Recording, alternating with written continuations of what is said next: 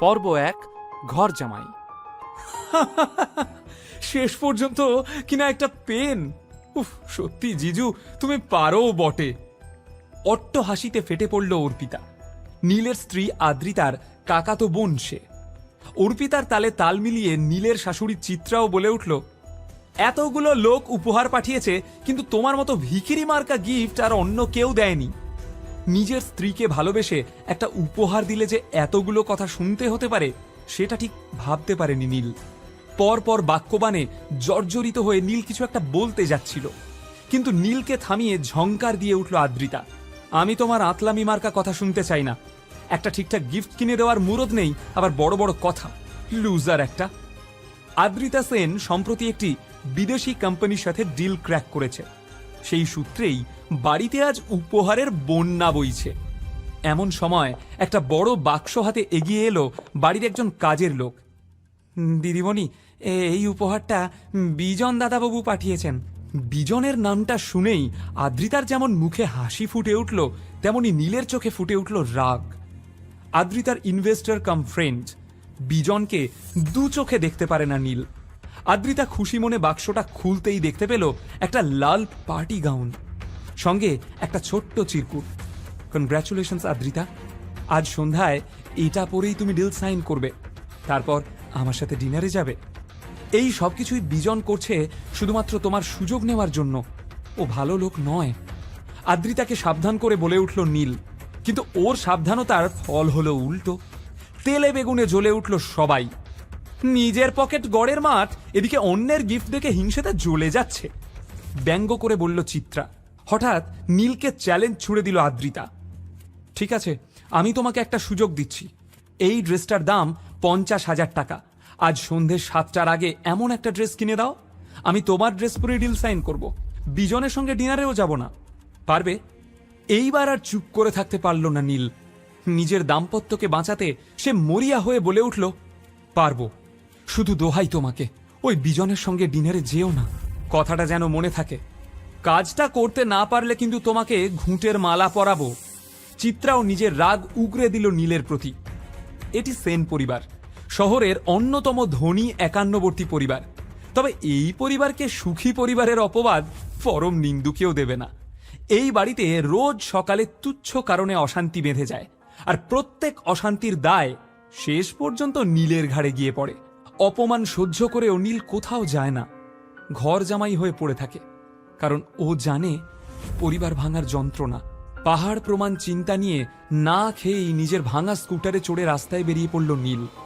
এখন 12টা বাজে, হাতে বেশি সময় নেই, কিন্তু যার পকেটে মাত্র 50 টাকা, যে গত 2 বছর শ্বশুর বাড়ির অন্নে প্রতিপালিত, সে কিভাবে একদিনে রোজগার করবে 50,000 টাকা?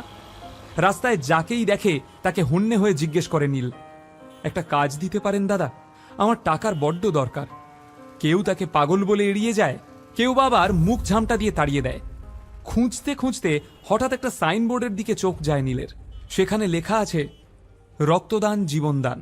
এখানে উপযুক্ত মূল্যে রক্ত ক্রয় করা হয়। নীল জানত পয়সার একটা জোগাড় হয়ে গেছে। নীলের ব্লাড গ্রুপ বেশ বিরল, ও নেগেটিভ। বাজারে এর চাহিদা প্রবল। নিজের রক্ত বিক্রি করে ওর ভালোবাসার জন্য উপহার কিনবে নীল। নিজের প্রেমকে প্রমাণ করতে চায় সে। এদিকে সাইনবোর্ডের ঠিকানায় পৌঁছতেই ডাক্তাররা লুফে নিল তাকে।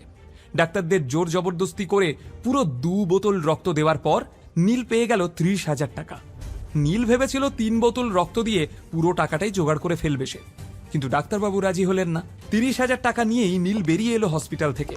ওখান থেকে দেওয়া ডিম কলাটা খেতে গিয়ে দেখল রাস্তায় বসে থাকা এক ভিখারি বাচ্চা ওর দিকে লোলুপ দৃষ্টিতে চেয়ে রয়েছে। খাবারটা আর মুখে তুলতে পারল না নীল। হাসি মুখে তা বাচ্চাটাকে দিয়ে এগিয়ে গেল।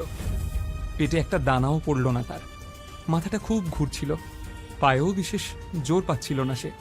কিন্তু হাত ঘড়ির দিকে চোখ যেতেই নীল চমকে উঠল। এখন দুপুর 2টো, হাতে মাত্র কয়েক ঘন্টা। নিজের বউকে সেই বিজন রাক্ষসের হাত থেকে রক্ষা করার জন্য নীলের চাই আরও 20,000 টাকা। এভাবেই ঘুরতে ঘুরতে 3টে বেজে গেল। একে আদ্রিতার কাছে মুখ দেখাতে না পারার দুশ্চিন্তা, তার উপর দুপুরবেলার সূর্যের তেজ।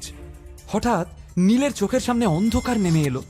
সোজা গিয়ে সামনে থেকে এগিয়ে আসা একটা ফুড ট্রাকে ধাক্কা মারল সে। তারপর আর কিছু মনে নেই।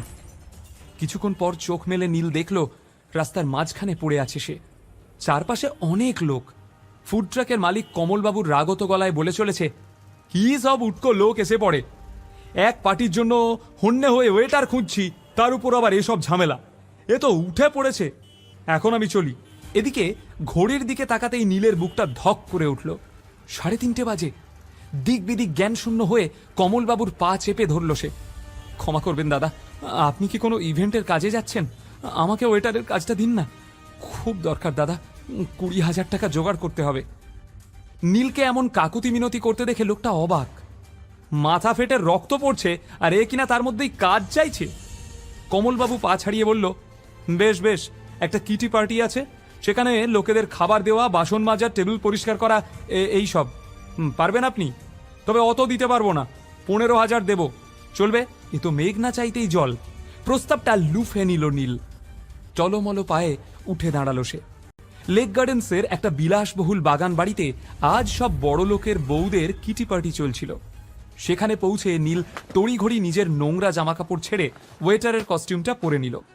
জায়গাটা ডেকোরেট করে খাবার পরিবেশন করতে যাবে এমন সময় নীল দেখল আদ্রিতার মা চিত্রা এবং কাকাতো বোন অর্পিতাও এসেছে সেখানে।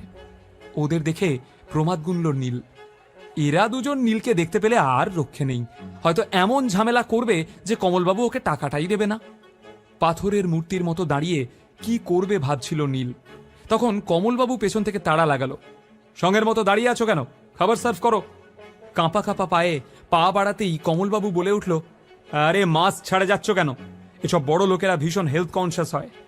কমলবাবুর বকুনিতে যেন আশার আলো দেখতে পেল নীল। মাস্ক পরে চুপচাপ সবাইকে খাবার সার্ভ করে বেরিয়ে এলো সে। তারপর মদের পেগ বানিয়ে লোকের এঁটো কাটা তুলে, টেবিল মুছে, বাসন মেজে সবটা প্রায় সামলে নিল নীল। কিছু টাকা টিপস পেয়ে সাথে কমলবাবুর দেওয়া টাকা যোগ করে 20,000 টাকা জোগাড় করে নিল সে। মনের আনন্দে লাফিয়ে উঠল নীল। ভাবল, আদ্রিতা, আজ আমি প্রমাণ করে দেব যে সত্যি আমি তোমাকে কতটা ভালোবাসি। সাউথ কলকাতার 5খানা বুটিক ঘুরে সব থেকে দামি ডিজাইনার বুটিকে একটি সুন্দর নীল রঙের ড্রেস পছন্দ করল নীল। যেন মনে মনে দেখতে পেল আদ্রিতাকে, কি অপরূপা সুন্দরী লাগছে তাকে। কিন্তু বিল মেটাতে গিয়ে 440 ভোল্টের ঝটকা খেল নীল। এ কি, এ তো মাত্র 20,000 টাকা, বাকি 30,000 টাকা গেল কোথায়? বিদ্যুৎ চমকের মতো নীলের মনে পড়ল সে নিজের জামাকাপড় ছেড়ে ওয়েটারের পোশাক পরেছিল। সারা পার্টিতে ওই 30,000 টাকাটা ওভাবেই রাখা ছিল ওর ছেড়ে রাখা প্যান্টের পকেটে। কেউ হয়তো সুযোগ বুঝে চুরি করে নিয়েছে। মাথায় বাজ পড়ল নীলের। প্রায় 6টা বাজে, 7টায় বেরোবে আদ্রিতা। দাঁত খিচিয়ে সেই বুটিকের ম্যানেজার বলল, কি হলো, পেমেন্টটা তো করুন, ড্রেস নিয়ে দাঁড়িয়ে আছেন। চোখে জল এসে গেল নীলের।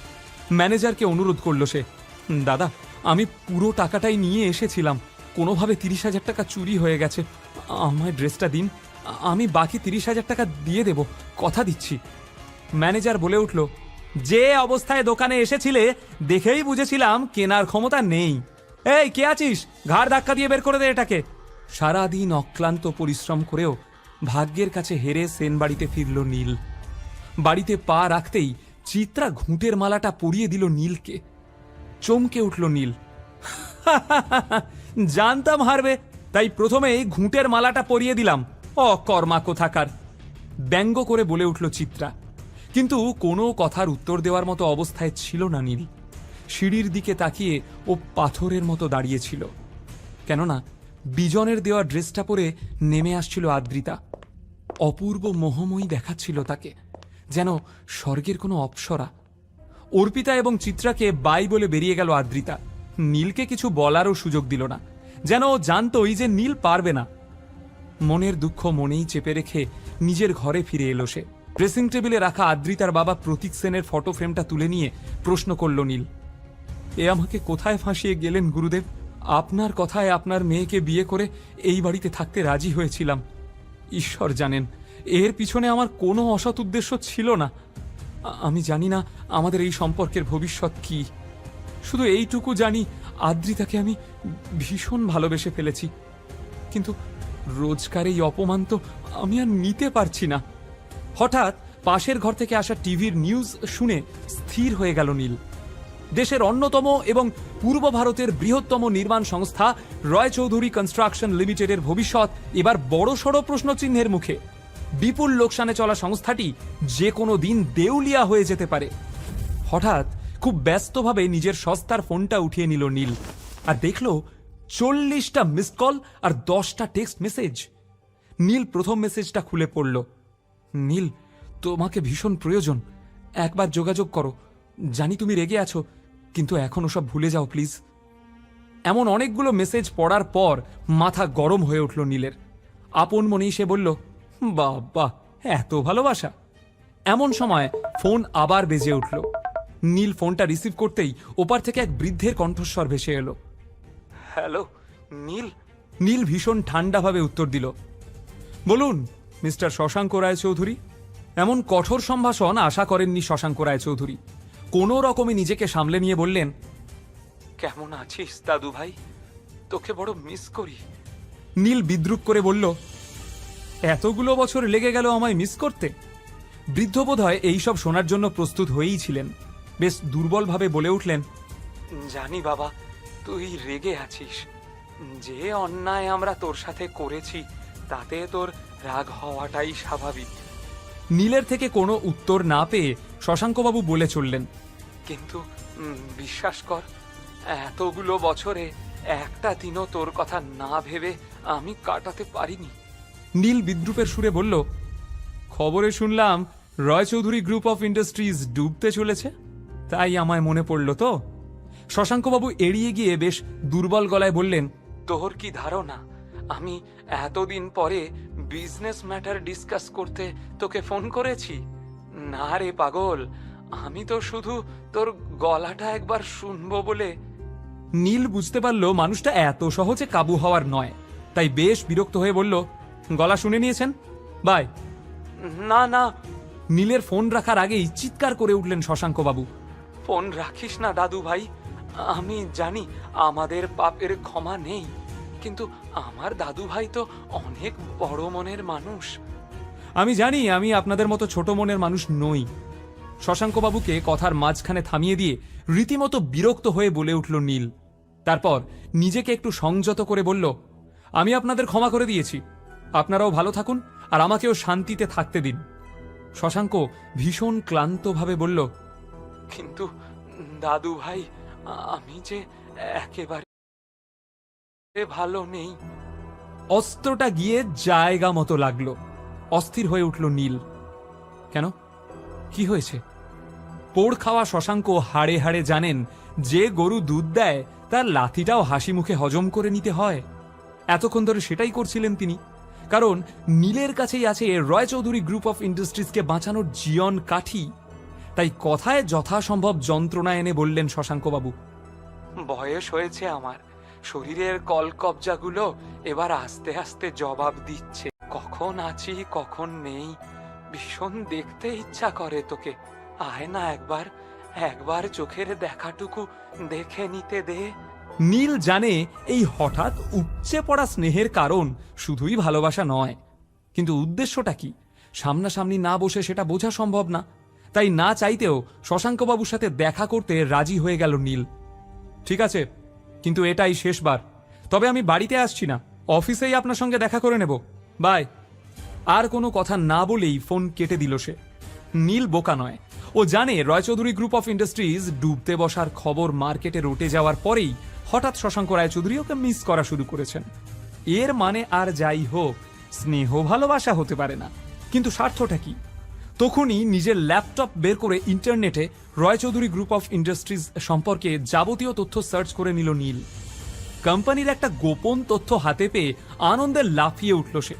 চিৎকার করে বলল, এতদিনে তোদের বাগে পেয়েছি, দেখ কি করি এবার। কিন্তু প্রশ্ন হলো, সত্যি কি রয়চৌধুরী গ্রুপ অফ ইন্ডাস্ট্রিজ ডুবতে চলেছে? এতগুলো বছর পরে হঠাৎ শশাঙ্ক রায়চৌধুরী এত মরিয়া হয়ে নীলের খোঁজ শুরু করলো কেন? নীলকে তার এত কিসের প্রয়োজন? কি এমন আছে নীলের কাছে যা দিয়ে রায়চৌধুরীর কপাল আবার খুলে যেতে পারে? আদ্রিতার ভালোবাসা কবে পাবে নীল? কবেই বা ও হয়ে উঠবে এই দুনিয়ার বস?